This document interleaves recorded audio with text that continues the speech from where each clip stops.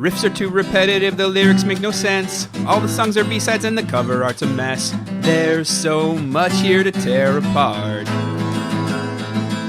Listen to it for a week, now that week has passed. Here's Why I Hate This Album podcast with Tim and Garrett. Hello and welcome to another episode of Why I Hate This Album, the show where we pick an album or a song, listen to it for an entire week straight, come back here and tell you if we hate it and why. I'm one of your hosts, Garrett Harvey. With me as always, co-host extraordinaire, Edie Falco to my Stanley Tucci, Timothy Richardson. Tooch, how you doing, buddy? I'm a little uncomfortable with your intro there. Well, you demanded that I read it before we went on mic, so is gonna believe no one's that buying now. your horse shit, and I don't appreciate you gaslighting me. Huh. Tim, how are you? And then we will move on. I've been having a real weird week, Garrett. Oh, big fucking shock. Tim's having a weird week. Yeah. I was in Minneapolis for a thing, and I found myself just surrounded by juggalos and juggalettes outside of the Fillmore, where apparently ICP was having a concert. I don't know if they call them that, but it was stinky. It was sticky. There was Faygo spraying in the air, and everyone smelled of some sort of, I don't know, fungus? I don't know which one. But I also have a little bit of a bone to pick with you, actually. Me? Yes. Do you remember when you explained the concept of a Boilermaker to me, aka a Sean O'Farrell, I believe you insisted on calling it, and you just said it was a shot dropped in another drink? Sure. It is not. It really has to be a shot of whiskey in a beer. Those guys were real cruel about my butterscotch schnapps and apple cider, Garrett. They used some words I thought we universally agreed were out of date. Oh dear. Yeah. Oh, Garrett, I also got into yet another combo midsummer/weekend at Bernie's situation. We probably don't have time to get too much into that. Have you seen those movies? Yeah. All right, well, you get it. Let's move on then. No, I feel like it's worth diving into that. Wait, a midsummer/weekend at Bernie's. The weekend at Bernie's was my attempt to salvage the midsummer of the week. I see. And were you the Scandinavian cult, or did you stumble into it? Listen. Okay, question answered. Moving on. By the way, Tim, probably completely unrelated, love your linen whites. They look great. Bit stained, but they look great. Well, anyway, that's your week. My week's my business. Tim, what album have we been listening to for an entire week straight? We have been listening to Mercyful Fate's sophomore album, Don't Break the Oath, released September 7th, 1984. I hate that pronunciation, but it is accurate. Mercyful. Interesting. Mercyful Fate, Tim, and after an entire week with MF and DBO, T.O.? Anyway, after an entire week with this album, Tim, I am beyond curious. Do you hate this album?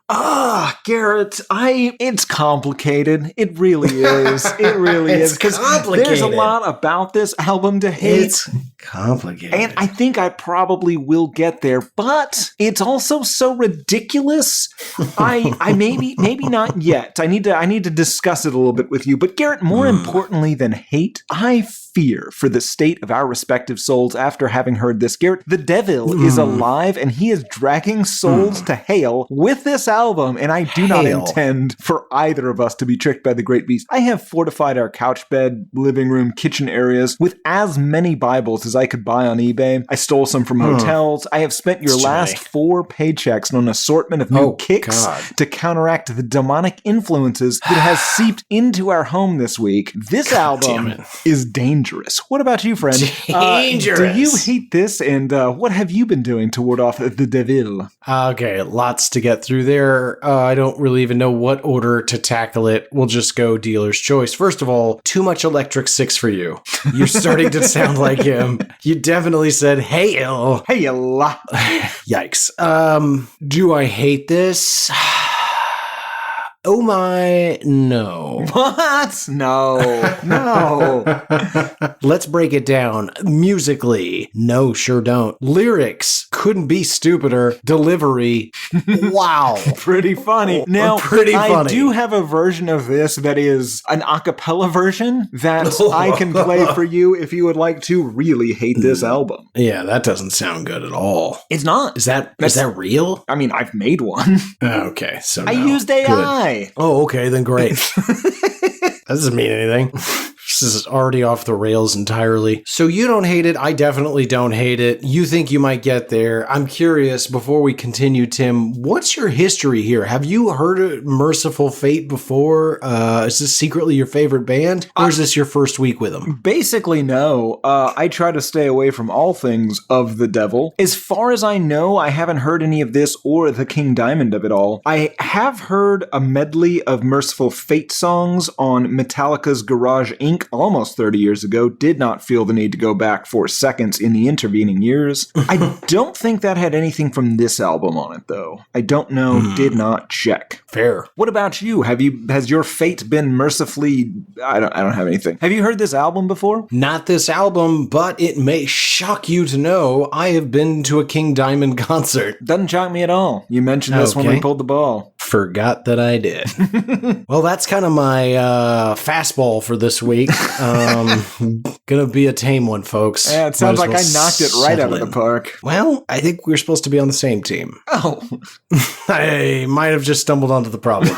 Okay. Anyway, yeah, I've seen them. I saw King Diamond once at Fun, but had I heard Mercyful Fate? No. Will I ever again? I'm not sure. But, no, I really didn't know anything coming into this aside from I had seen King Diamond once and it was quite an experience. One of those things that was more fun to see than to hear, but he's maybe my favorite part of the album. Yes, but he's also by far the worst part.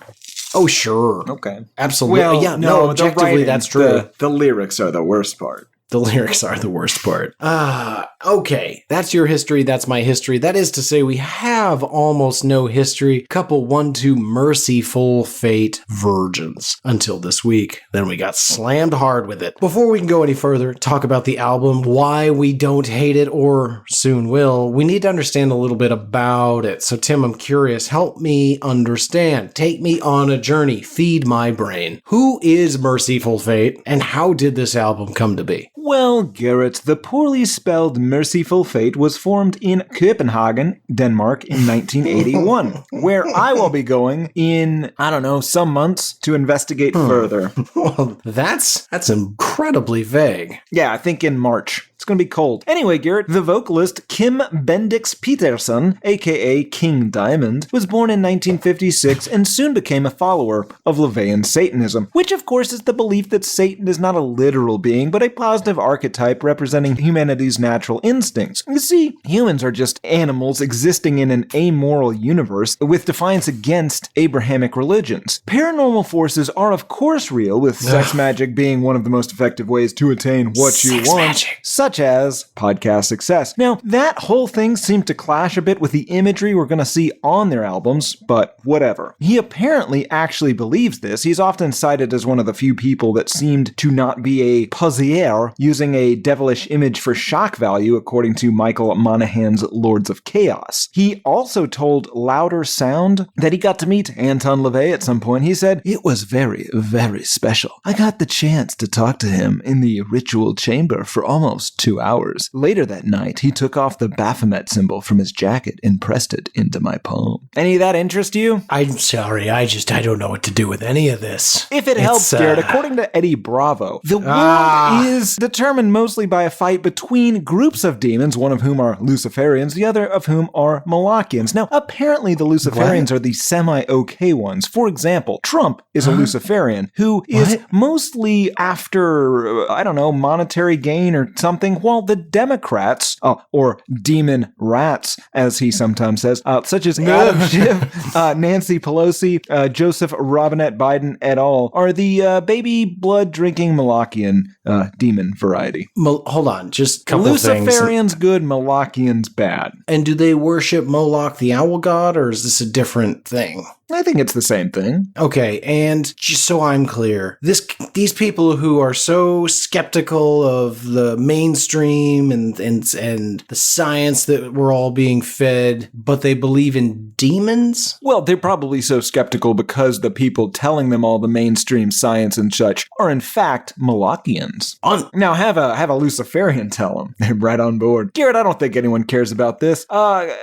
King was in I don't. King was in some bands bands as a teenager, including Brainstorm in the 70s, then Black Rose, where he began doing the black and white face paint, the corpse paint as he sometimes calls it, and singing into microphones made of bones and whatnot. He then joined the punk metal band Bratz with Michael Denner, Timmy Hansen, and Hank Sherman. They also played in the band Danger Zone together before joining together to form the band of the week Mercyful Fate in 1980. Now, Hank Sherman is the stage name of René Colmark. He was super influenced by Ace Frehley, aka the Spaceman. As a kid, Hank Sherman is my stage name? yes, René Colmark. Or as they call me on the stage, Hank Sherman. That's right. That's right. Okay. But yeah, he was super influenced by Ace Frehley, the Spaceman, which might explain his willingness to be in a band with the bemakeuped King. Yeah, very similar. Yeah, he was in Bratz as Hank de Wank, that was his stage name originally, where he met King and Timmy Hansen, a Danish bassist who was nicknamed Grabber and went by the stage name Timmy Grabber, before going back to his actual name after realizing it made him sound a bit like a grabber. After realizing everyone knew his favorite thing to do. That's right. Mercyful Fate also started with Michael Denner, Mansand's Wikipedia page on guitars, a quick succession of 4 drummers, and very briefly, Ole Biech, who would go on to be in LA Guns and very briefly Guns N' Roses before being replaced by Duff McKagan, followed by his drowning death in Copenhagen. His family insists that was a suicide, but the police believed it to be accidental, with possible contributions of his 0.148 blood alcohol level and slightly higher levels of heroin. Oh, that's... It's probably the heroin. Anywhoozlebees, King Diamond started making demo tapes and then released a self-titled EP in 1982, which is also called Nuns Have No Fun and features a topless nun being crucified. That's an attention grabber. Yep. They released a debut album, Melissa, on Roadrunner Records, which helped to develop the extreme metal sound that was an influence on black metal, death metal, thrash metal, et al. Roadrunner Records would also go on to bring us Slipknot. The album Melissa was about a witch that was burned at the stake and would appear on other albums, including the album of the week, and the song Into the Coven was on the PMRC Filthy 15 Songs for Occult Content, to which King responded that his Levian Satanism had nothing to do with the devil of Abrahamic religions. The Filthy 15 also had songs by Motley Crue, Judas Priest, Twisted Sister, Def Leppard, Prince, AC/DC, Cyndi Lauper, Madonna, and a song by Sheena Easton called Sugar Walls. If I may, blood races to your private spots. Lets me know there's a fire. You can't fight passion when passion is hot. Temperatures rise inside my sugar walls. After fucking dark. Now that's goddamn poetry. Yeah, Garrett is... The band Mercyful Fate toured... Please don't comment on my hardness. mostly around Scandinavian countries, and King started using a microphone stand that was a femur and tibia tied together as an upside-down cross, and he had a human skull that was named Melissa on stage until it was stolen by the Dutch. What, the state or No, just a somebody Dutchman? in the Dutch. I see. A Dutchman. Yes, wherever that may be. I believe it still to be both in Europe and Africa. Mercyful Fate then released the album of the week in 1984, which got them a US tour, European festivals, and a cult following. Then Hank said he wanted to do a more commercial thing. King told him to fuck off, and the band broke up. King's apartment in Copenhagen also kind of got a little haunted at that time. He said, well, the first thing I saw was a glass floating in thin air, and that just seemed to kick it all off. My old apartment in Copenhagen was so haunted. For a number of years, the weirdest, craziest things happened in there. Once I saw a girl being pulled up by her hair around the same time. Another time when Lars Ulrich and James Hetfield were there, a girl got locked in the bathroom and couldn't get out, even though the door wasn't actually locked. She came out in tears saying that something was in there growling at her, which is what many people said about that bathroom. So they have a loud radiator and a stuck door jam. Yeah. And suddenly it's fucking Zool. Yeah. King, Michael Denner, and Timmy Hansen formed King Diamond, which released a couple of albums in the mid-80s before Michael and Denner left. Hank formed the band Fate, which released a couple of albums in the mid-80s as well, before joining with Michael Denner in the band Lavina. Roadrunner Records took the opportunity of them breaking up to release a series of compilation albums. Then Mercyful Fate got together in 1992 with a new drummer. They released In the Shadows on Metal Blade Records, featuring Lars Ulrich on at least one song. They replaced 2 members on tours and released the Witchbell EP and the album Time in 1994, Into the Unknown in 96, Dead Again in 98, and 9 in 99. They went on tour again, and then on hiatus again. King started making music as King Diamond again. Lars Ulrich asked the band to be in Guitar Hero Metallica, despite them being a completely different band, which is not Metallica, and he requested 2 of their songs. I don't know what this means, but King could not find the recordings of those songs, so he got the band together and re-recorded them for Lars.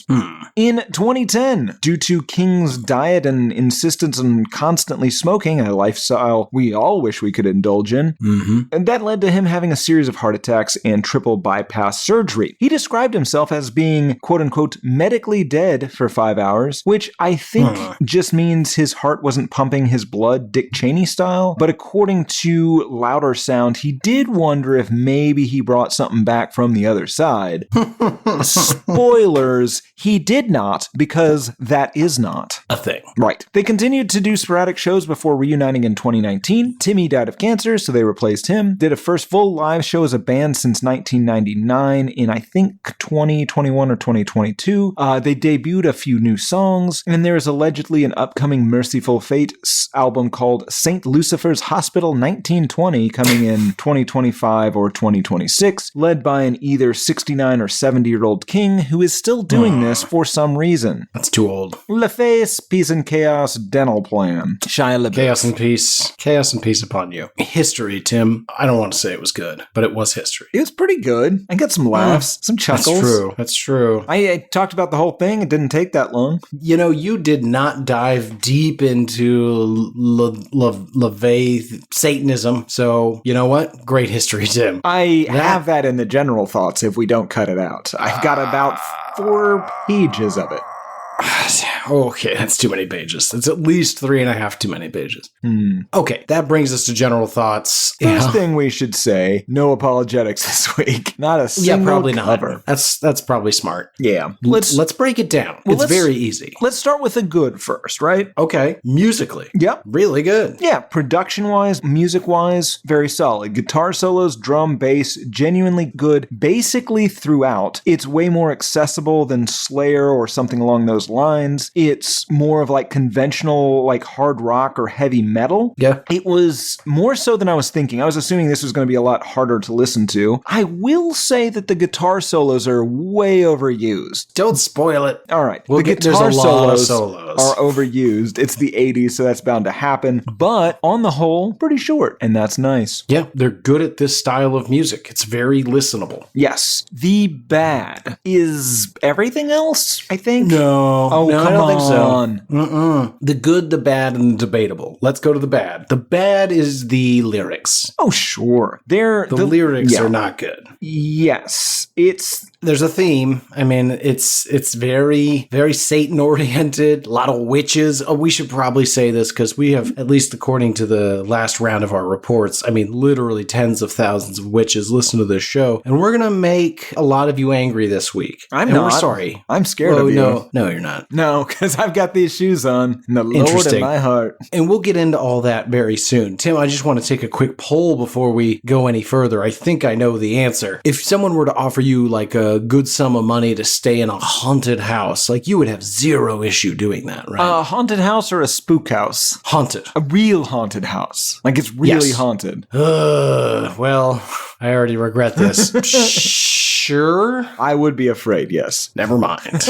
Garrett, it's possible that the lyrical issues on here is that this is like a second language thing. Like maybe these sound more like poetic or menacing or whatever it is that they're going for in Copenhagenese. But to me, this comes off, it's super corny, like B horror movie stuff. This is on the level of Killer Clowns from Outer Space. It's Dungeons and Dragons-esque. And I don't understand why anyone would think that this is some sort of dangerous, hardcore, whatever. This is ludicrous self-parody. Well, here's, and maybe I'm naive. I mean, we're about to get into the debatable piece here in a minute, because I agree, the lyrics are terrible. I am of the opinion that this band does not think that they are intimidating or scary. They're just singing about a thing they like. I agree with that. I think that that's accurate. The problem is the way they sing about it is like it's sort of fairy tale-esque, and we'll get in because I've got some very specific theories on what is going on here. Okay. But yeah, I mean, it's weird, like, because it comes off as like a bad, corny haunted house or spook house as we know them. You know, it's not filled with actual dead interns. It's just terrible special effects and a werewolf that it doesn't quite leap forward as it's supposed to. That being said, I did, of course, have my Bible out all week to protect myself from the intended evil on full display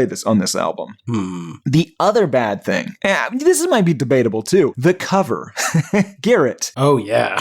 It looks like, I couldn't tell, bad window art, like a bad window ad in a Spirit Halloween shop, or like shitty art in a bad run of Ghost Rider comics that like fans are gonna say is badass, but like, ew. It felt to me like a flyer you would make for the Halloween dance in high school using Microsoft Paint in Windows 98. Fair enough. Yes. It's bad. Okay. Before we get to the vocals, one final thing, Garrett.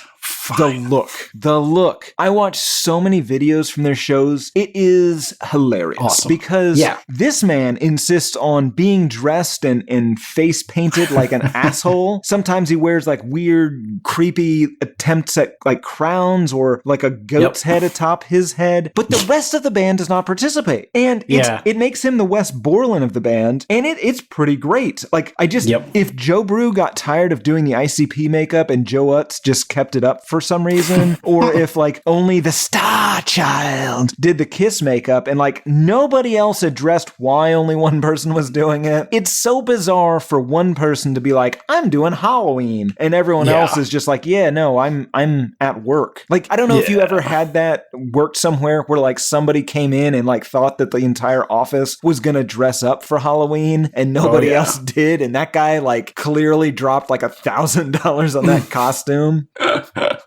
Or it's kind of like the like, you know how Heidi Klum goes all out on Halloween and wears like a giant terrifying worm costume onto red carpets, and you're just like, cool, but like you have stuff to do? You're with like a guy who's wearing one of those shirts that has a jack-o'-lantern on it, and that's his costume. What are you doing? Yeah, it's pretty awesome. Yeah. Having seen him in full effect, he puts on a hell of a show. Yeah, the rest of the band is just like, whatever. And I think that's part of why I don't hate this band, is so much of the metal scene, at least in America, is centered around like, oh, we're so fucking metal. You can't even handle how metal we are. These guys are almost just like weird, like LARPers. Yeah, this guy, it's Kiss, but like the one subject he's interested in is the devil. Exactly. Yeah. That's a good way to put it. It's just as corny as the fucking Kiss album we listened to. Possibly just as corny as ICP. Yeah. These lyrics are stupid. This album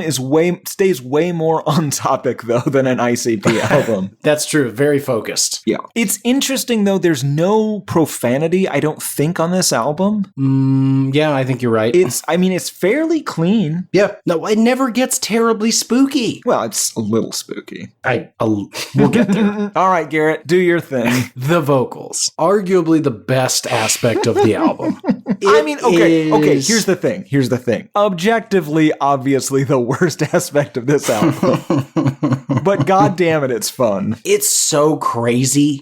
Like, if anyone is unfamiliar, we'll play several clips so you'll get a sense of it. And unfortunately, I don't know about you, Tim, but because it's so random, and there are two styles of singing on here. One is not absurd. It's, more or less rock music style. Yeah, he sings like a person. Right. But the other is the highest falsetto, sometimes in rhythm with the song, sometimes not. And so it's hard to impersonate, because any given line that you write down, unless you're really familiar with these songs, like there's no no rhyme or reason to it. Yeah, it's he so will sing the high-pitched. first half of the line like a person, and then the second half of the line like 4 octaves above that for no discernible reason. And listen, there is a ton of skill or talent or whatever in this man's vocal range, but the choices are so insane. Like, just because it's difficult and impressive does not mean it's worth doing. Beating Garrett in backgammon would be incredibly difficult, but your life will not improve in any meaningful way if you spent years training to beat him. And the weird thing is, so at first I thought Alvin and the Chipmunks, right? Like an Alvin and the Chipmunks parody of a Slayer album. And but it's not quite that, because if you listen to it, what it actually sounds like, a little bit of the like vocal intonation and even the accent, it sounds like Mickey Mouse, but like up pitched.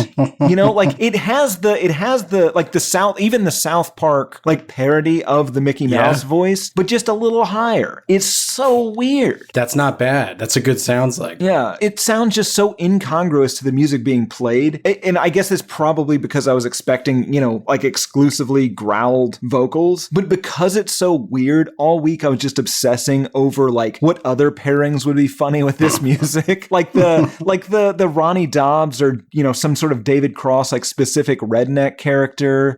Maybe I think it's Manny Patinkin from the stage production of Run Ronnie Run. Y'all are brutalizing me. Yeah, but with this music under it. You know, maybe Boomhauer's voice on there. That's a good one. Or, you know, just your classic New Orleans dandy character. Yeah, that's a good go-to. Yeah. What's his dick? In Cold Blood. Truman Capote. You can never Truman remember Capote. that name. Yeah, I can never remember. I really like your Mickey Mouse, your oh boy. Yeah. Mine was my closest is, for those of us anywhere near our age range, was the classic Conan in the year 2000. It's like that high, but really higher even. It is higher, yeah. And just so asinine and unexpected, because he'll be like, yeah, blah, blah, blah. And then we'll go to the right, but your thing is 4 octaves lower than what he's doing still. Right, because I would need to be able to talk for at least 8 more songs. Right. Yeah, it's great. It's so great. But your Mickey Mouse thing is pretty good. Oh boy, we're going to worship Satan. I'd like if this entire album were just delivered by the gay German voice, but not singing, just speaking these lyrics over this music. It gets much more intimidating. It does. Especially if you put a little force behind it. If you make it fun, like tonight's the circle is meeting again. Like that guy's excited and fun. But if you say tonight the circle is meeting again, it's going to be hard not to do that. Truman Capote. Truman Capote. Tonight the circle is meeting again. Who will be the first to fall in trance? And here nobody isn't. No, yeah. Okay, those are the big 3, right? Musically, wow, this is pretty good. In fact, I will even tell a small story. Musically, this is so easy for me to listen to. And I don't know about you. We've weirdly maybe not talked about this. I had like my heavy metal phase. Like 4th, 5th, 6th grade, maybe even 7th, 8th, like Metallica. Yeah, you got your black shirt, cut off sleeves, you got a mullet. Right. Just dirty white trash kid. I get it. Yeah, real piece of garbage. Anyway, so like I have an ear for that, in that like I have or I should say I have an appreciation for it. I can enjoy that music. When we were listening for this week, I fell asleep, as I often do, preparing for this show. And normally what happens is I'll get either to the next song or to the next album, and because it plays something similar to the garbage we're listening to, it jostles me awake. Tim, I was asleep for 3.5 hours and woke up sitting up uncomfortable to like just like I was like, this is really nice. Yeah. And a shrieking psycho. He's so weird. To the depths of hell. It honestly is like they recorded completely different parts, and the band was not allowed to hear what the actual song was going to sound like with his vocals in it, and then they just like, I guess we're going with this. Do you think anyone's going to enjoy this? Like, non-ironically, to be clear. I suspect a lot of people do. We'll get there. Tim, I did. Yeah, listen. I may put this on of my own volition in the future. Yeah, but listen, you're going to be thinking of the Truman Capote voice, and it's going to ruin it. Or make it better. I Is this might have something done that either way. the AIs can do? Mercyful that's Fate something with the AIs Truman can do. Capote voice over it? Yeah, no, we can make that happen. Well, we couldn't. You might be able to. Our listeners definitely could. But Yeah. they won't. And you could watch me do it. Won't. So if anyone ever wonders why we don't do X or Y, it's because I come 90 and Tim just won't come the last 10. Listen, I'll be there, but I'm not going to watch. It sounds like it's going to take a while. It's a lot of effort, yes. Yeah, but it's mostly the computer's effort, so I don't know why you're getting all high and mighty on This is Slipknot whiskey all over again. This is why your name's not on that. Couldn't even watch me do it. Yeah, fair enough. Track number 1, A Dangerous Meeting.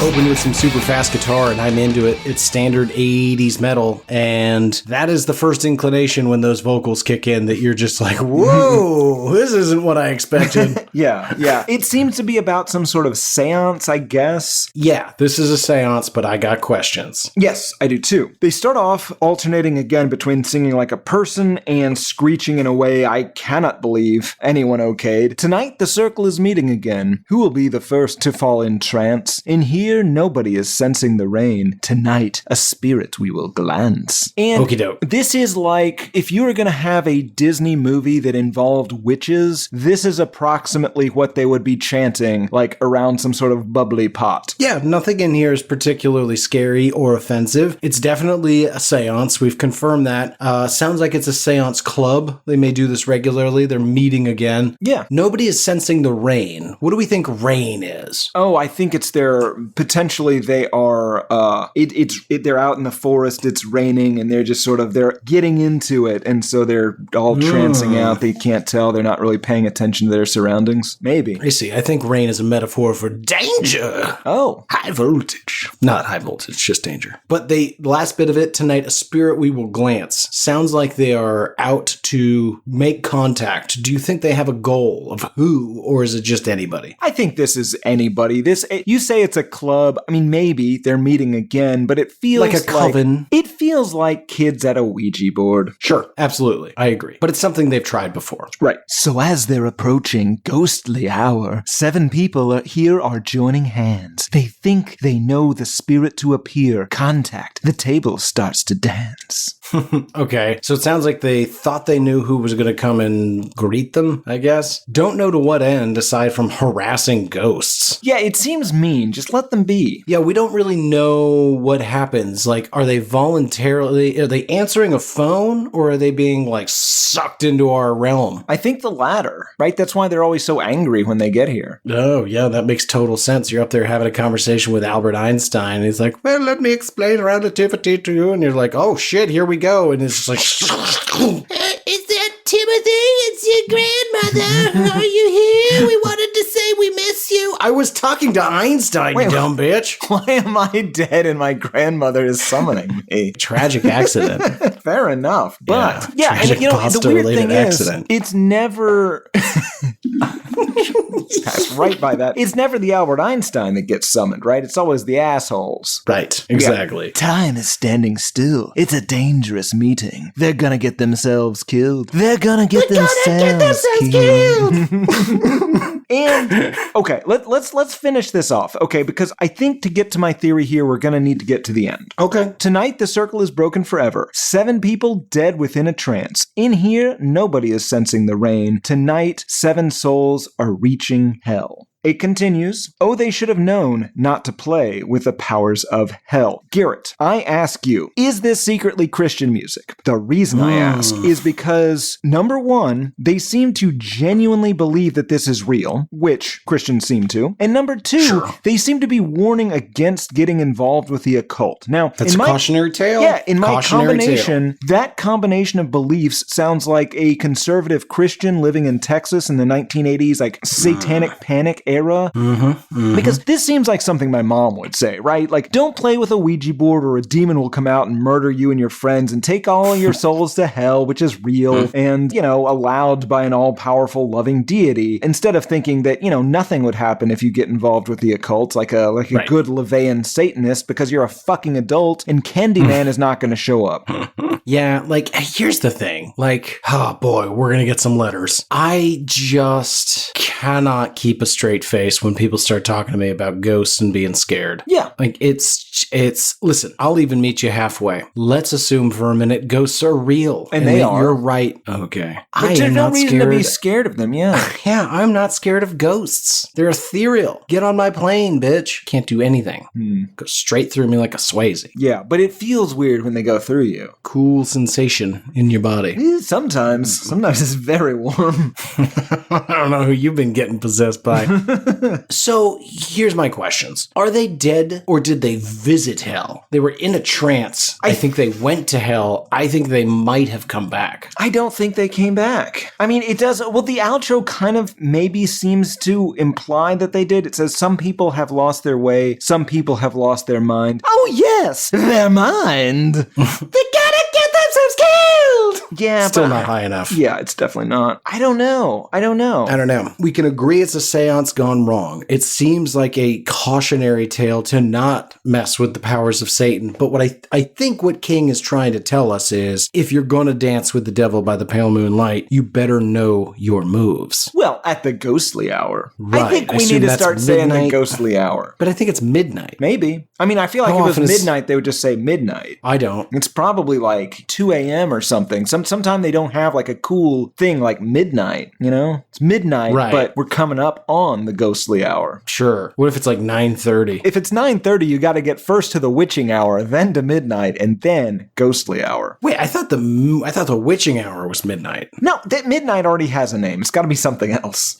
Well, that's not how that works. Once again, I've mistaken your confidence for knowledge. That's fair. But Garrett, it feels like ICP lore to me, right? Like some demon is going to kill you for messing with the occult. Yeah, ICP I think or so. my mother. Yes, or some congressman. I think the message there is don't fuck with Satan. Yeah. But we're about to hear like 10 more tracks about people just kind of fucking with Satan. And allegedly, or at least according to the PMRC letter, he doesn't believe in actual Satan. I was actually really hoping you were going to help me be able to understand what that means.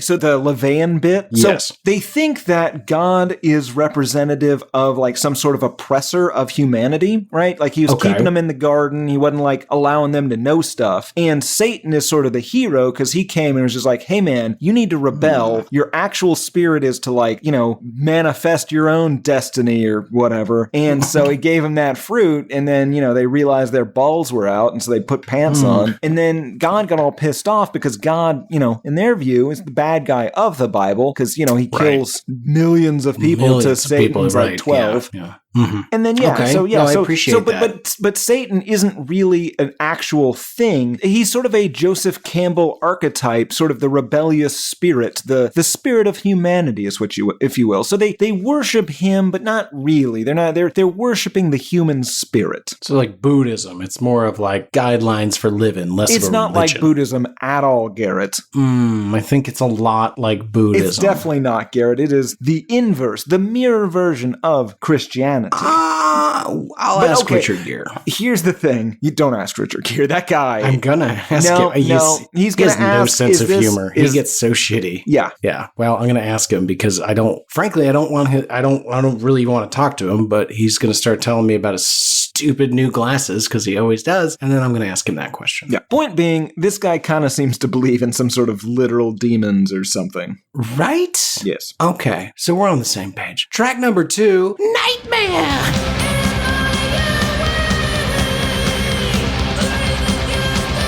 love the bass intro to this song. I think it works well when the guitars kick in and it sort of bounces back and forth. But god damn it, Garrett, this is a song describing a dream. And it's not even an interesting dream.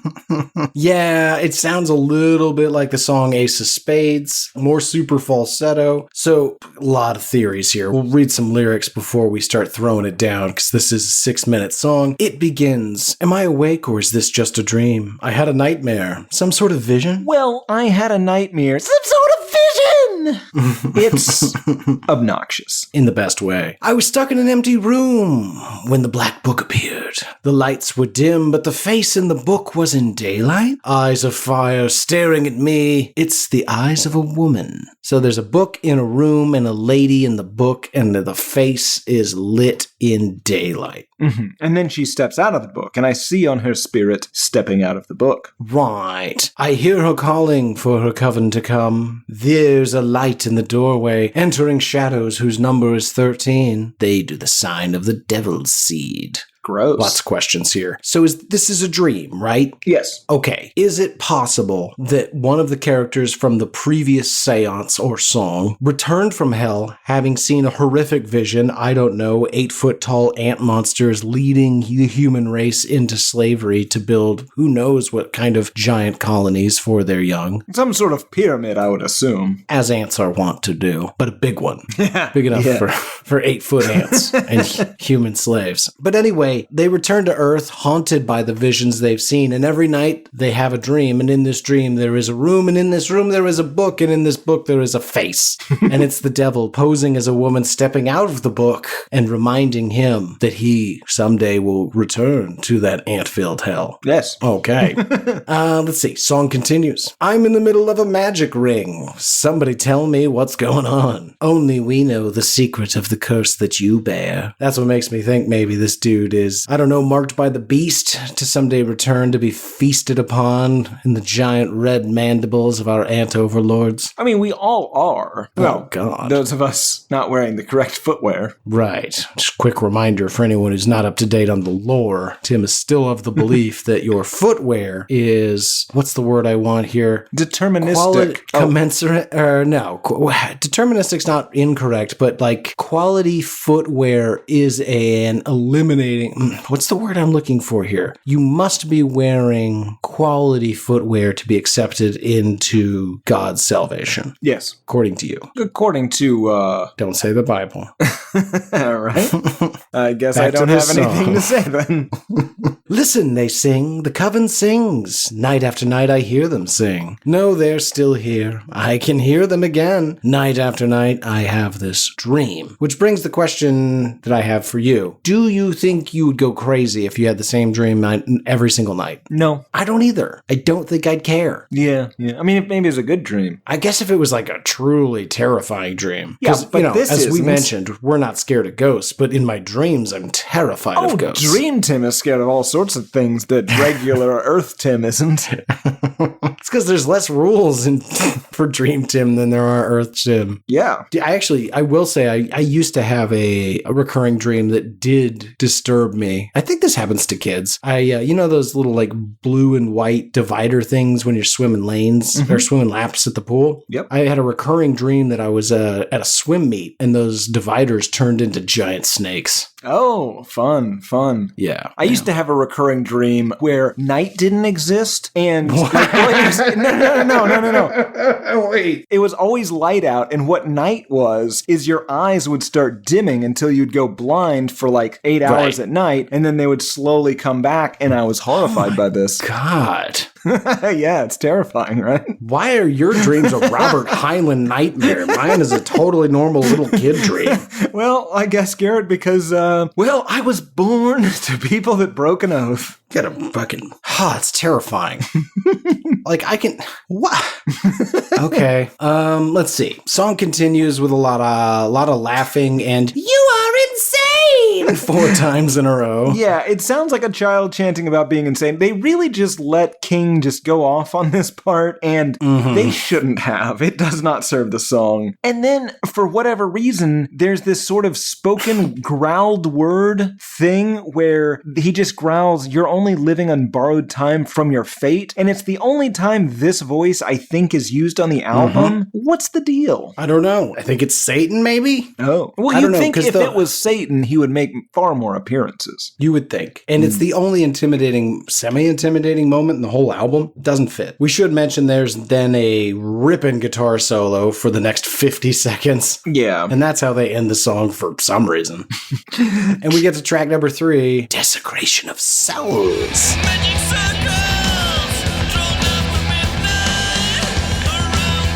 Speaking of weird voices. The album is fairly consistent in the ridiculous falsetto that he uses. The opening to track number 3 is, by my description, constipated Yoda. Yeah, it's something else altogether. Yeah. Stay away, white musician, young lovers and mourning wife. You are not welcome on our land, so I speak for the dead. Followed by a guitar solo. It's like Macho Man mixed with Yoda. Yeah. Stay away, white magician, young lovers and mountain wives. It's really strange. Yeah. It's constipated Yoda is pretty accurate, I think.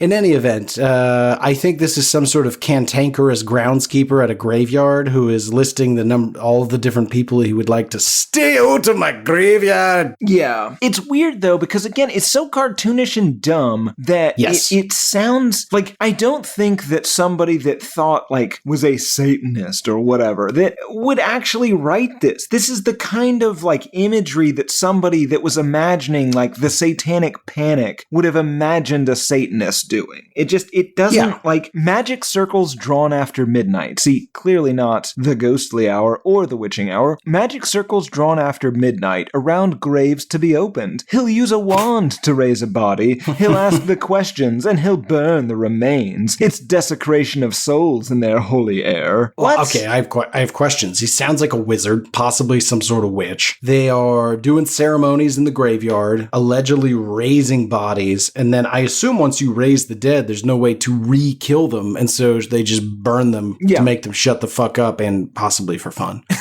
Yeah. I mean, because that way they are dust. Now, they are still alive and spooky, but like that dust can't come back together. Yeah, what a horrible, horrible idea that is. Oh, no, they're still alive. Well, I mean, they're dead, obviously, but like, no, it's conscious, just powder, so we don't have to listen to it. We're just gonna sweep this guy back in his hole. Yeah. But like, why would you even do that? I guess you could like ask them questions about the past and then burn them and then take credit for knowing those things. Oh. I don't know. Or ask them questions about the future. Nope, they're dead. Why would they know? They're spirits. Shut up. Okay. No. Spirits! Anyway, this song is like 65% guitar solo. It actually opens with a guitar solo, which is a bold choice. Well, and I would say the Yoda intro. Sure. Ooh, yeah. Okay, so that's our first vignette. This is, get the fuck out of my graveyard, witches. Then we get another guitar solo, and it's group number 2. Copulation in the night. 2 shadows upon a grave. Screams of pleasure and screams of pain. Young lovers, you must be insane. And again, this is a warning to not bang in a cemetery. It seems quit fucking in my graveyard. Less Satanisty and more moralizing, right? Like you've got the preacher. Listen, children. If you're gonna bang, make sure you don't do it in a cemetery because the zombies will come up and they'll drag you to hell. Okay. That's how Satan gets in your panties. Okay, Lydia, I think I know the problem. Step out in the hall, young lady. Just as I thought, she had Satan in her panties. Oh, Father Bob, we're gonna need to talk to you. Is it about Lydia's Satan panties? It's about how your entire sermon appears to be the work of Mercyful Fate, or possibly vice versa. I don't know. Or the litany of allegations that have arisen since the sermon. Yes. Yikes. Okay, let's see. So don't raise the dead and burn them for fun. Don't have sex on people's graves. 2 more guitar solos. That's important. And then we get to group number 3. Dying flowers upon the grave of a husband who's lost his maid. She's there on duty and the tears she cries. They don't belong where the flowers lie. Hey, lady, go mourn somewhere else. This is a graveyard. Yeah. What's wrong with you? Again, it all feels like somebody was like, okay, all the kids, they all got this Melissa album, and they've just been into Satan, they've been hanging out in the graveyard, they've been bucking on the graves, they've been just leaving beer bottles, causing all sorts of havoc. So, I called up King Diamond, and I gave him $50 and had him sing a song about why not to do this in the graveyard, and hopefully that'll solve all our problems. Then we get another guitar solo, and that brings us to track number 4, Night of the Unborn.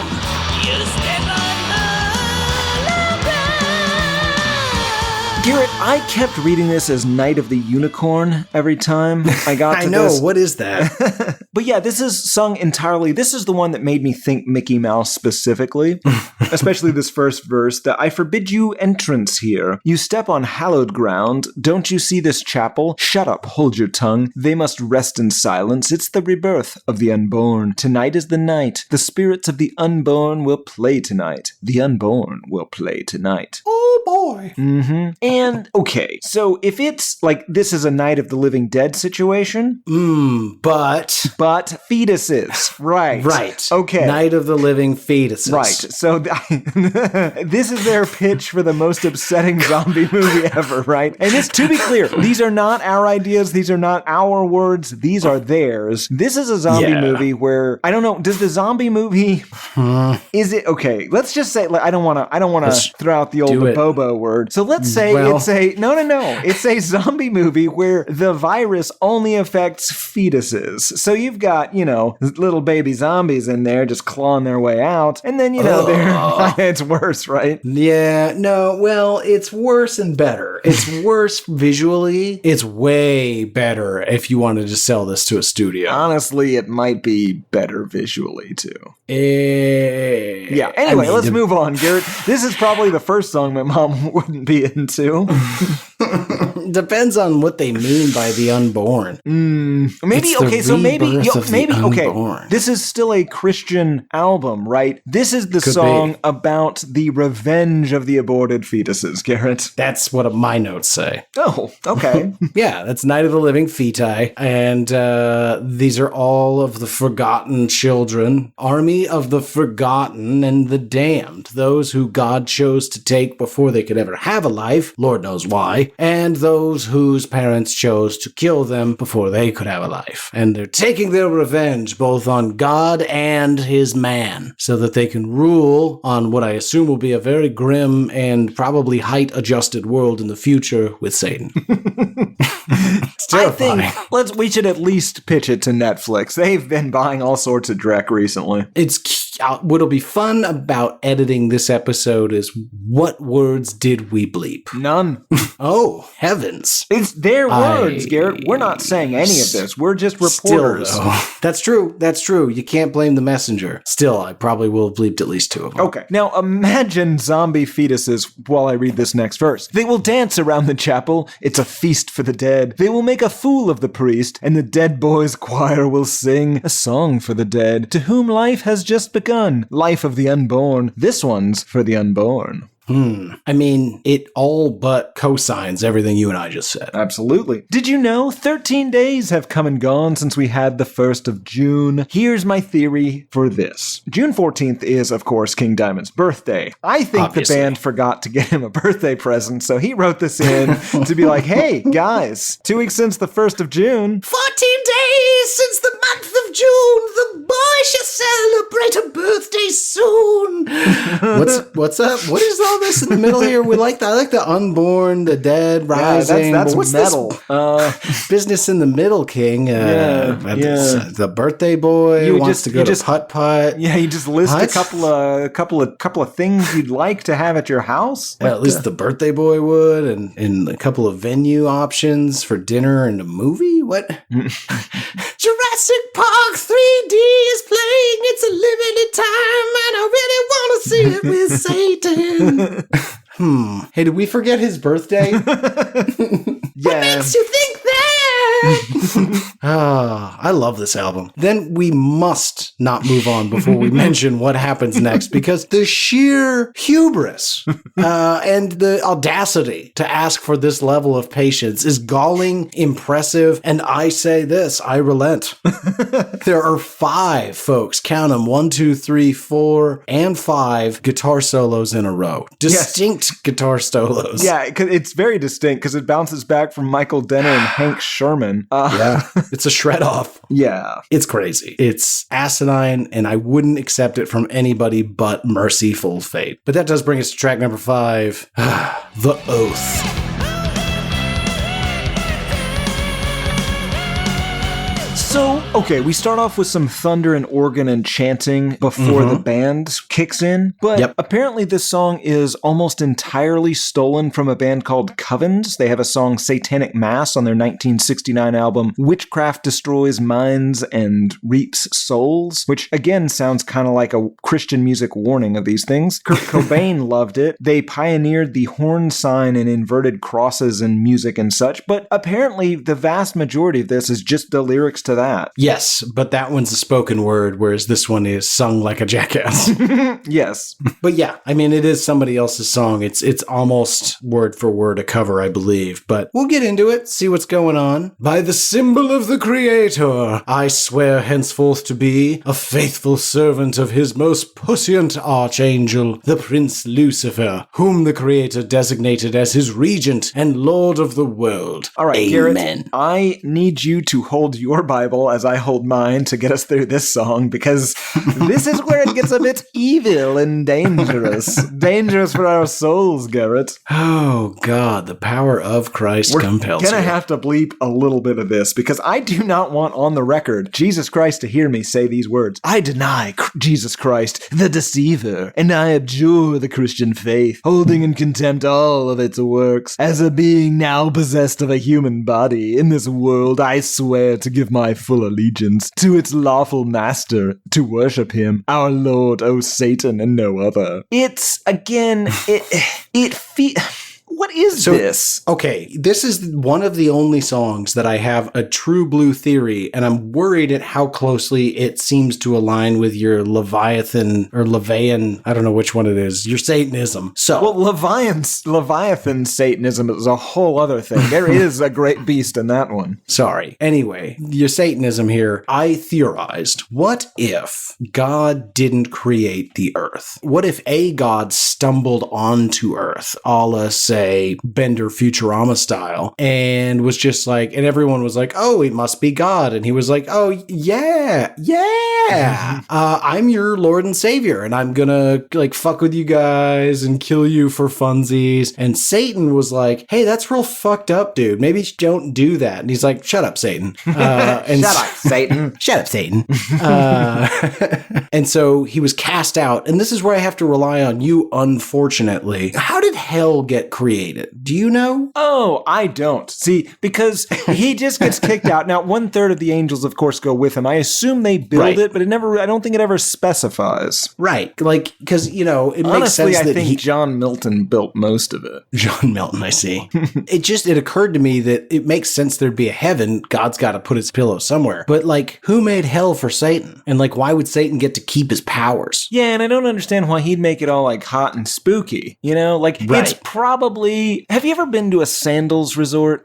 No, I'm happy to say I haven't. Right, okay, so it's probably a lot like that, right? Like, okay. Like, it has the appearance of being nice, but really, when you look closely, it's poorly built and poorly maintained, and you are gonna get a venereal disease. Smells vaguely of Lysol, piss. Yeah, it's the bleach is too recent in this hotel room kind of thing. I don't remember. I think it was either Hawaii or one of the Virgin Islands, where our hotel, like, I got in there and I was just like, man, I could tell somebody just uses the same fucking mop for all 148 rooms in this place, and it just smells like Lysol and piss. Yeah. That's not great. Glad I brought flip-flops.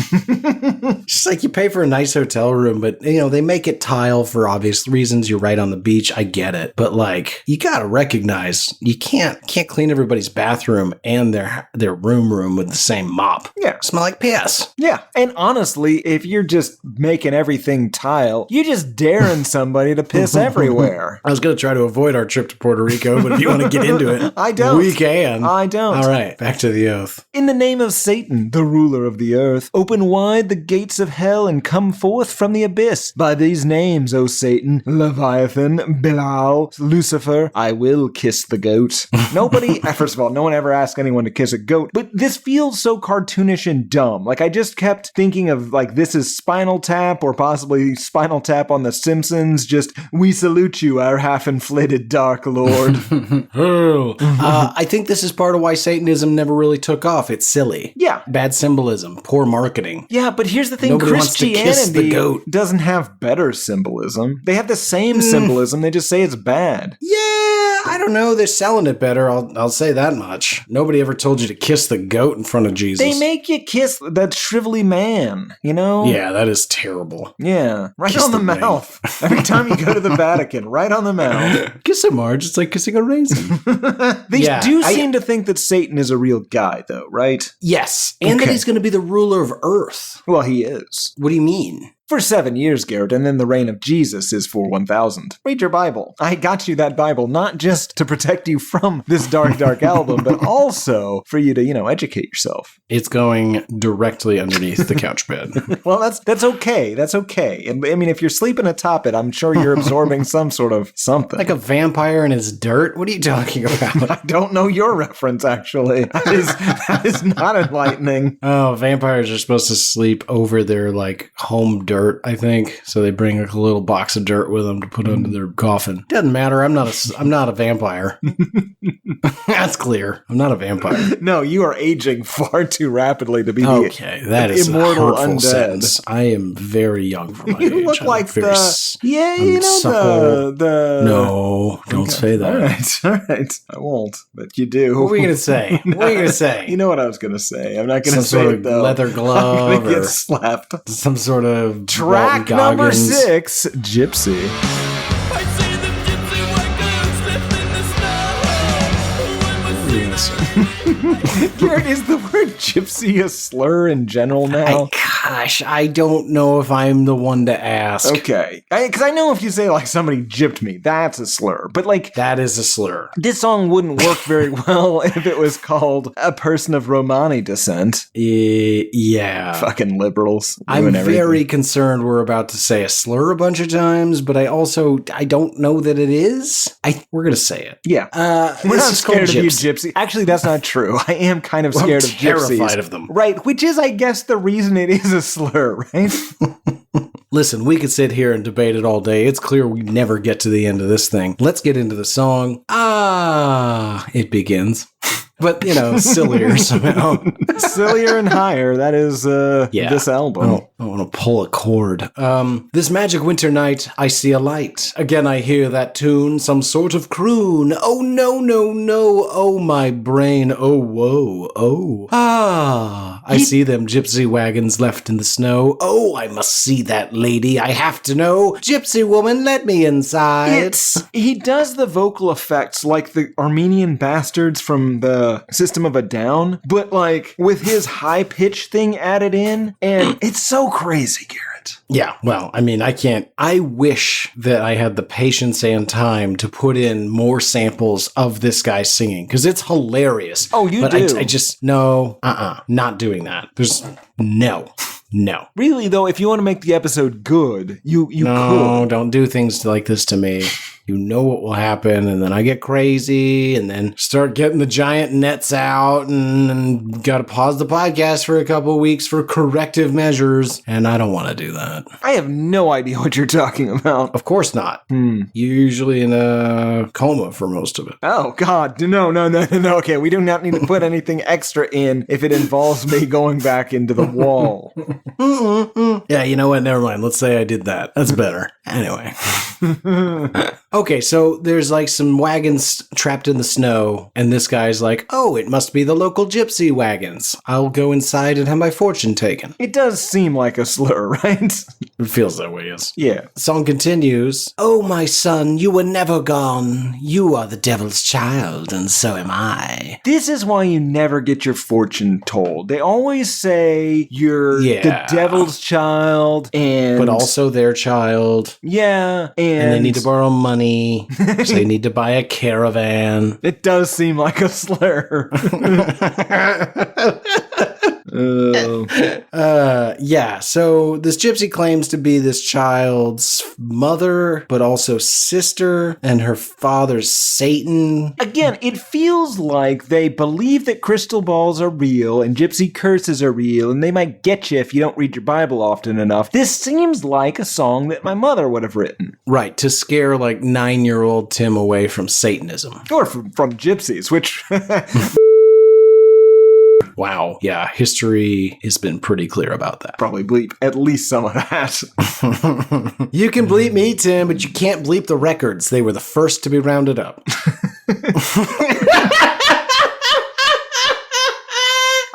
It's funny because it's true. That's a good bit. It's a good bit. Yeah, that's pretty much it. Yeah. He knows not your mother, I don't know. Oh, right. Song wraps up with, oh, gypsy, now I know you're not my mother. You are a part of my soul. It's clear for all to see. Oh, no, no, no. I am you, gypsy. You're inside of me. After dark. I think he just made up the whole gypsy thing in order to sound cool to his friends. He's like, no, no, no, my mom's a gypsy and my dad is Satan. And they're like, no, Travis, your parents just threw you in a river fucking penguin style. Yeah, no King Diamond. Your name is Kim. I know your mom. She lived 1 block over. She's not a gypsy. Your dad was not Satan. She was a seamstress. And your father probably made those like wooden shoes that everybody loves. He was a seamstress and your father was a drunk. We don't mean that, King Diamond. Your family seems lovely. Do they? I don't know. I didn't really get that much into the details this week. That's a good point. Cannot be made to think let's about. Let's not take a side. The Danes. Yes. Yeah. No, the Dutch are good people. No, they're not the Dutch, Garrett. They're the Danes. He's from Denmark. Copenhagen is in Denmark. These are not Dutch. Oh. Garrett, I would have made a much bigger deal about this if these were the Dutch. That makes more sense. Yeah. I wasn't paying attention. You're right. I'm sorry. All right, track number 7. This one's a tricky one. Welcome, Princess of Hell.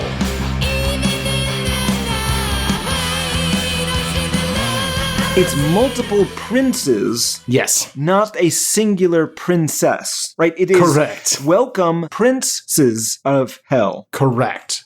Written as Welcome, Princess of Hell. There was a typo, yes. There was, in fact, a typo, which in subsequent pressings they just decided to keep in a move very reminiscent of this show. Yeah, fuck it. It's Princess now. Yeah, I like King Diamond. I don't love this album, but I like King Diamond. He's got a funny sense of humor. Yeah. And this appears to be a song about him having demons over for some sort of dinner party. Yeah, seems to be another good old-fashioned summoning. I don't even know. I mean, I guess he's summoning them, but like once they get there, like he's expecting them to eat with him. Oh, interesting. Let's get into it. I turn off the lights. We like darkness. Now you call my name. You finally came. Even in the night, I see the light shining bright. I'm alone with my friends. Bashful ghosts that require darkness to appear? I think they're a little embarrassed to have to be hanging out with King. Ew. Because they do at some point later swear him to secrecy. I was going to say it was an orgy of people with low self-esteem. Oh, yes. And, I mean, yeah, I guess you're wearing the pig masks, but is it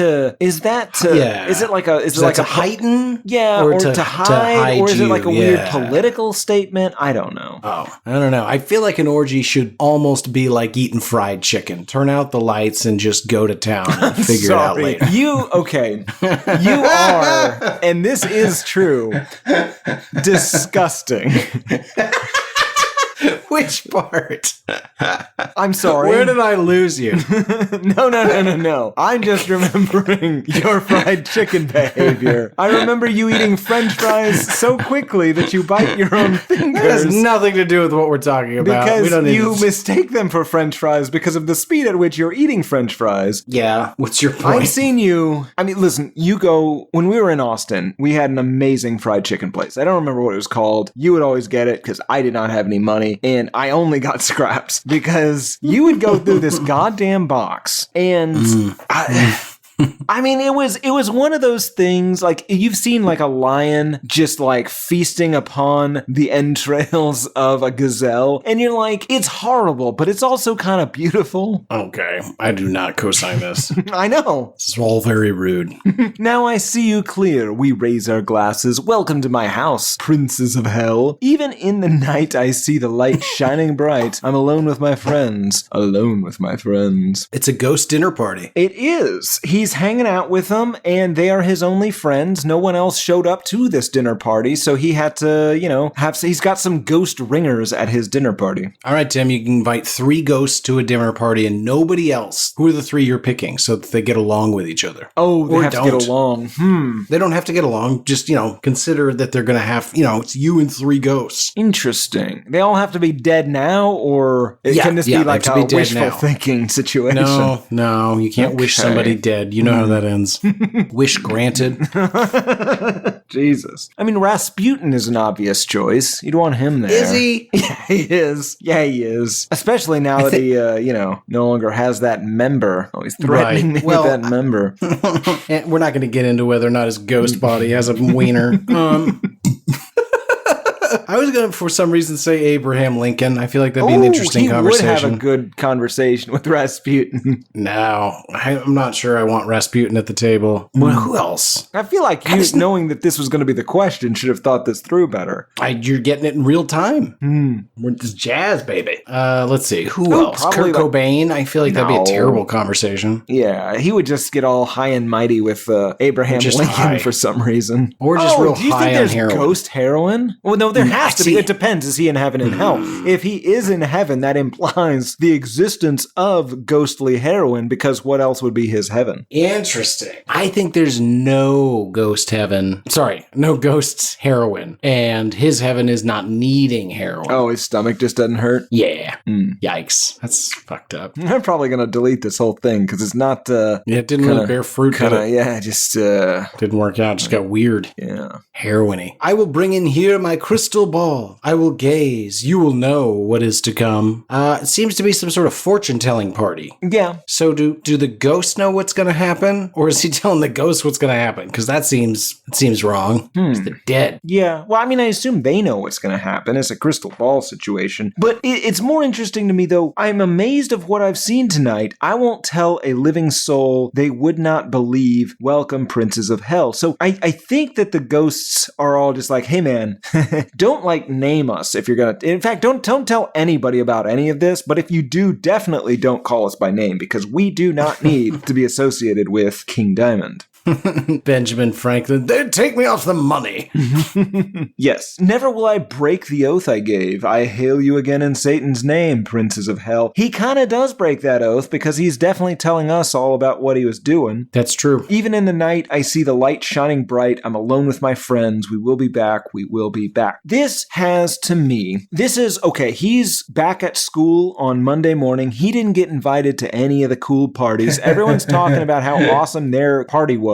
This, to me, has kind of a my Canadian girlfriend, thing. Like, Yeah. Where were you last night? We all went out and got wasted. Where were you, pussy? I was hanging out with my friends. You wouldn't know them. They're from hell. Yeah, they're from hell. That's the ticket. I can't really talk about it, Brad. They're kind of from out of town, and I promise I made an oath that I wouldn't talk about it. Yeah. And they But totally needless like to hanging say, out with me. we had a pretty cool time. Yeah. They like my face paint. They want to come back and hang out soon. Dude, there were definitely kids in my high school that they were probably really nice people, but they were very much like this. Just like, well, believe me, first of all, I knew you were going to ask me that. Don't ask me how. Second of all, I had 3 very close friends over. Where are they from? I can't say, but you've heard of it. What? Okay, man. Was it hell? Oh, shit! Ben Franklin's gonna be furious. I like the idea that it's weird just high like, school. yeah. Well, they would like play Pokemon and Magic the Gathering like in the back of the class. Oh. I don't Yeah. think the Pokemon kids would have crossed over with the Magic the Gathering kids. It's basically the same game. Yeah, but it's a very different vibe. Is it? Yeah, one's Japanese, the other is evil. And I know what you're going to say, Garrett. I like what you always Nerds. say. The Japanese are evil, but they're not, Garrett. Oh my god. Please don't say that I said that. Good lord. Good cat. They were in that Captain America movie. Okay, moving right along, Garrett, to track number 8. To One Far Away. Just waiting for one of them to smash their airplane into me. All right.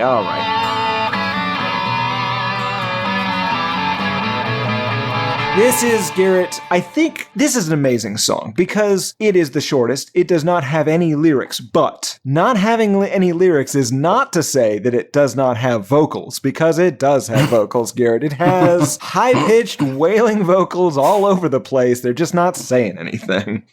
I thought you said this was going to be an instrumental. Oh, it is. Okay. My voice is an instrument too. Okay. Oh, he's doing it again. Okay. Whatever, King. Yeah, it's an instrumental. It's just fine and dandy. But there's not much to be said here aside from the aforementioned wailing that Tim just did. So let's move on to track number 9, Come to the Sabbath.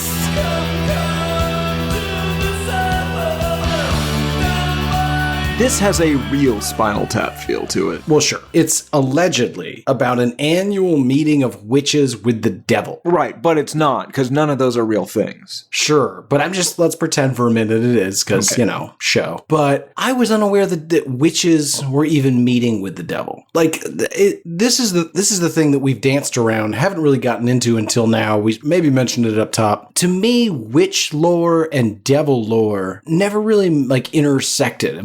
That is me? Not true, Garrett. That's why they're witches. They've sold their soul to the devil for their magic powers. Because I didn't know. That's why they called Robert Johnson the Guitar Witch. Did they?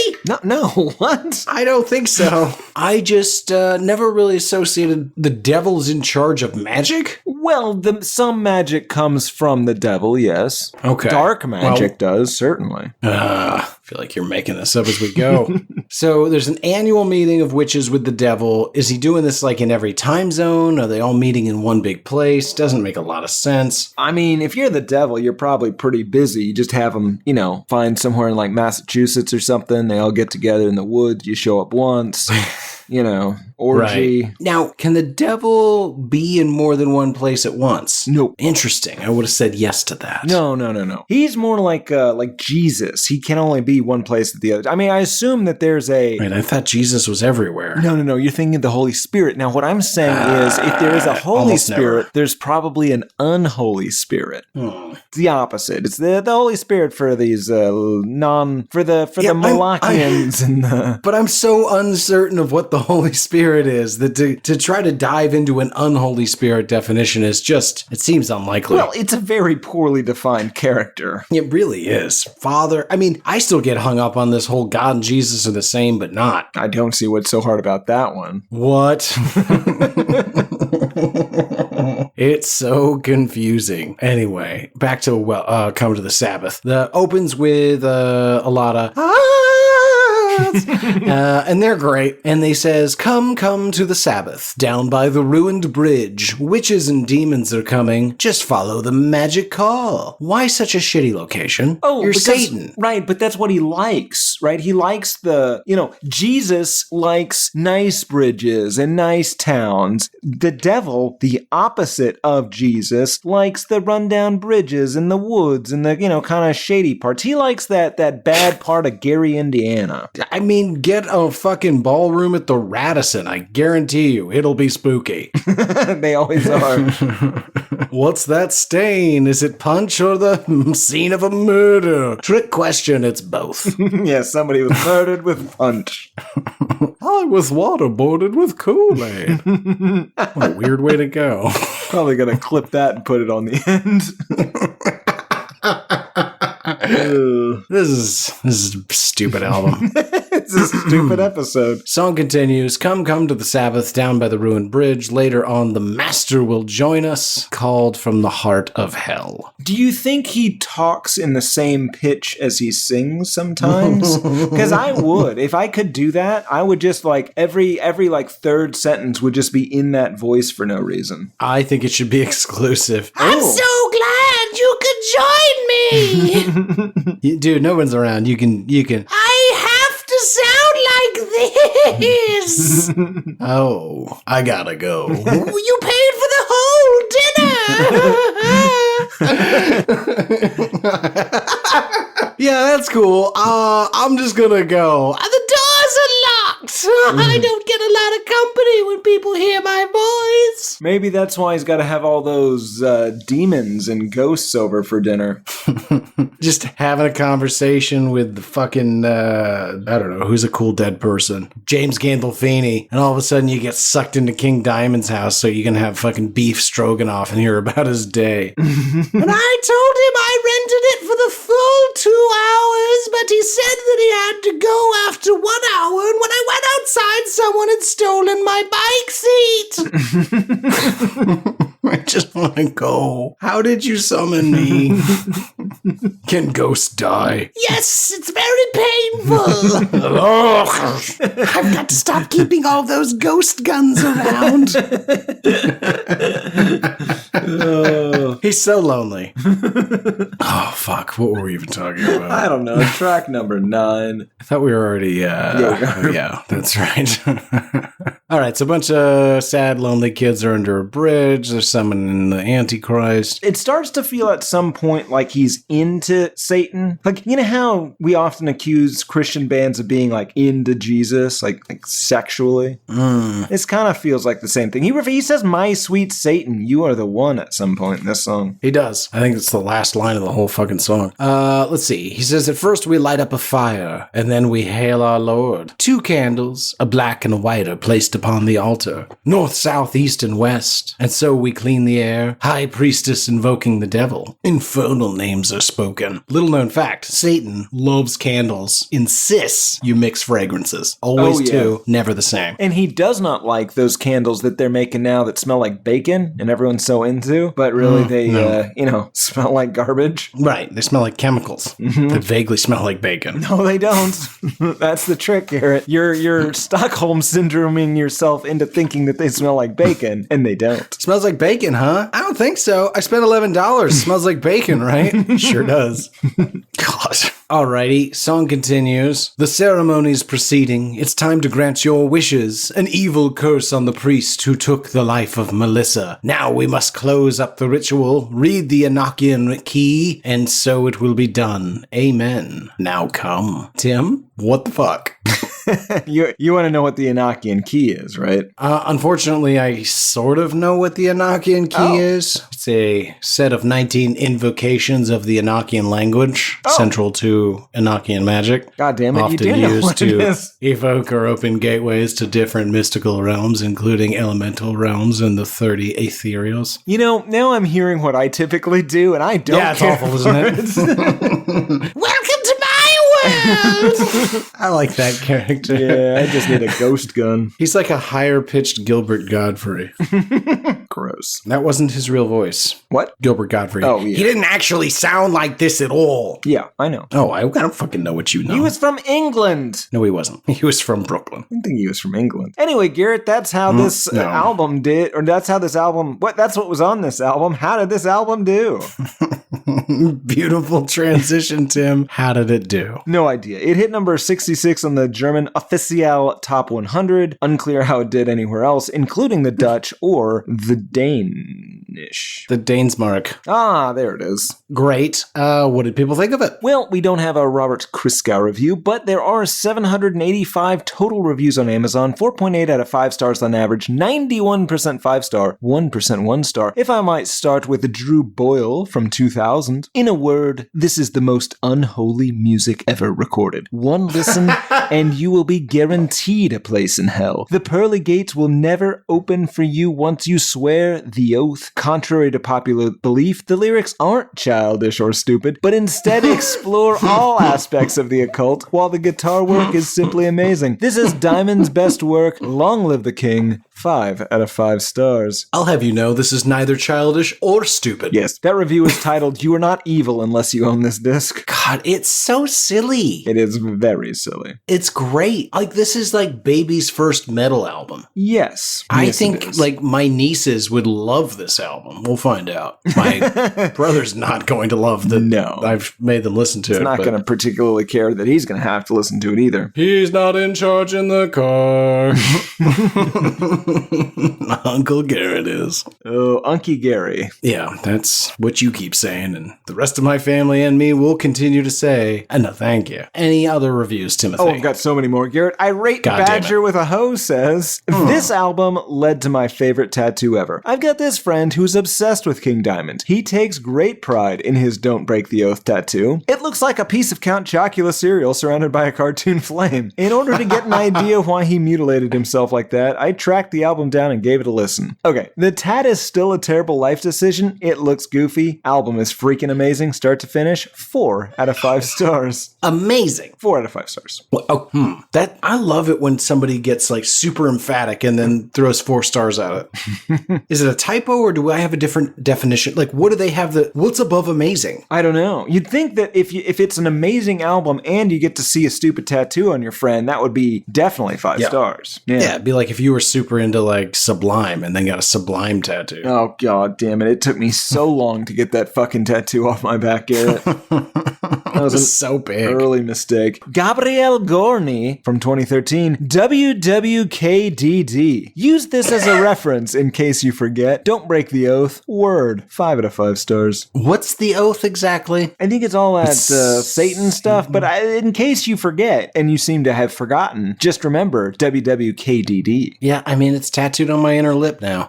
Shouldn't have done that. No. I got super into it. I was like, this is way better than I expected. Oh, I'm going to show my support. Yeah. By Thursday, I was just like, what have I done? Yeah. This is silly. Tyler Stinson, 2022. The vocals are insane. Like, wow, I'm not able to sing like that. I mean, it's true. Sure. I don't know if that's like grounds for applause, Yeah. but sure. The guitar is sharp. This was a huge inspiration for Metallica. 5 out of 5 stars. I do hear similarities. I'll say that. They did that medley. I assume they love it. Hunyadi from 2017. An all-around talented band. Powerful and intricate guitar parts on top of driving bass and drums create a musical atmosphere worth a listen. Then we get to dark lyrics dealing with witchcraft, Satan, black masses, gypsies, and evilness. King Diamond's vocal range is amazing and pure talent. The album cover alone is artwork.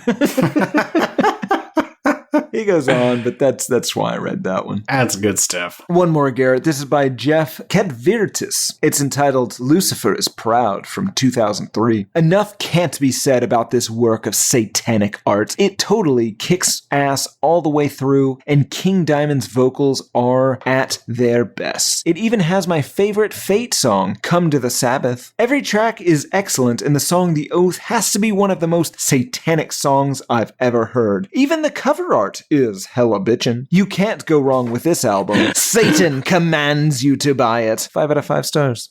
Satan commands you. Hella bitchin'. That's awesome. Yeah. I'm imagining like mid-70s California surfer guy, but also, Mercyful Fate. So like, he's got the board shorts, he's surfing, his face is painted white and black. He's got some sort of goat's head atop his own. It's hella bitchin', Hella bitchin'. Yikes. Tim, who's this for? I don't know. This is for metal fans everywhere, apparently. James Hetfield and Lars Ulrich seem to love it. You seem to love it. I don't love it, but I do find it funny. Yeah, I don't mind it. It's not bad to work out to. It's a little distracting when he's singing. In all honesty, I don't like when they broke up, most of the guys went with King Diamond, which I think is bizarre because I think that given that they had just made this record, they should have dumped King Diamond, got an actual like human vocalist and like made an album that would have been very well received across the board. Yeah, probably. But would have lacked that sweet magic. Yeah. That brings us to final thoughts. What do you got? Nothing. I think that for me, I learned this week that if this is to be considered satanic music, and I am unconvinced it is, but let's assume for a minute, take them at their word, that this is somehow Satan adjacent. If that's the case, then I am shocked and I guess not surprised, but amused to learn that satanic music and Christian music are equally lame. Well, they're maybe the exact same thing. Like, Yeah, they do seem to be. it's just like one sounds like the sarcastic version of the other. And I'm not sure which is which. Yeah, unclear. Unclear. Alrighty, Tim. We've been all the way through it, talked about all 9 tracks and a little more. Do you hate it? No, I don't think I hate this. It's too silly. It was fun to listen to. I could not believe what I was hearing most of the time. Yeah, it's just a weird pairing of like musicians and a lunatic from Denmark. So that's that. What about you, Garrett? Did you somehow get there? No. I think I feel almost the exact same way you do. It's just a bunch of talented musicians and some psychopath that I feel is imposing his will on the rest of the band. It almost feels like it's, they do the like karaoke versions of things. It sounds like somebody bought the karaoke versions of this. Oh, I see. And just did some sort of crazy voice on top of it. Like you listen to it and you're just like, they couldn't have okayed this, right? Like, why would they have been like, yeah, the high pitch thing? That's what we're going with. That really, really puts it all together for us. It's a good theory. I mean, it does sound that way. Like, not only just their own vocal styling, but their on vocal lyrics even. Just like, what? Yeah. 'Cause, there are times where he's just like, and all of the days go by. And the music underneath is just like, and it's like, I don't think you guys can hear each other. Yeah, it's definitely not the same tempo. It's awesome. Yeah. Alrighty. We did it, gang. Good job. Gino, dead asleep. Dead asleep. He might be dead. Nope. Might be Nope. dead. Ooh. There's some There we signs of go. life. He squirmed.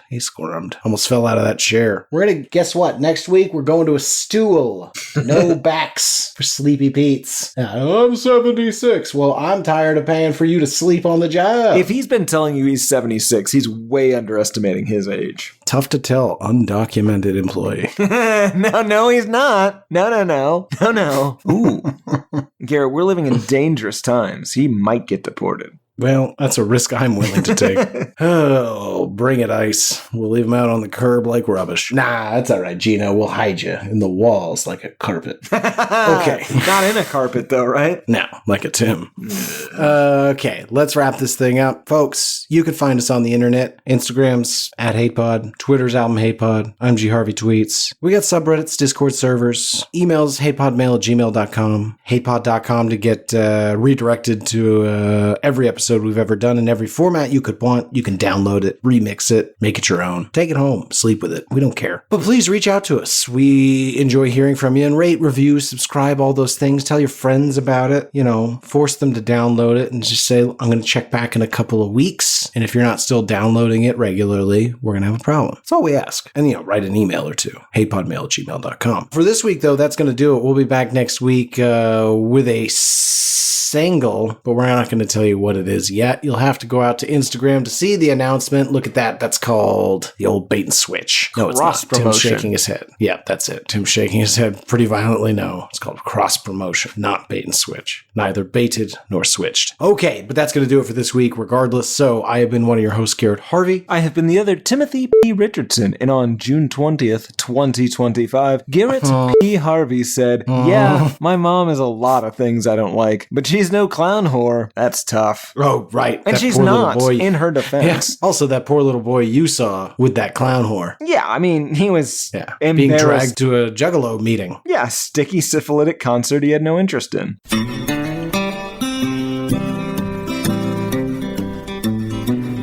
There's cowboys running through my dreams. Nothing's quite the way it seems. I joined the Navy, got kicked out in a week. My facial features aren't distinct. try to find some meaning in these songs. The genius is a genius, got it wrong. No, it's a lobster murder sex thing. It's the bleaching of the rear. A full assault on both your ears. The riffs are too repetitive. The lyrics make no sense. All the songs are B-sides. The cover art's a mess. Listen to it for a week. Now that week has passed. It's the Why I Hate This Album podcast with Tim and Garrett.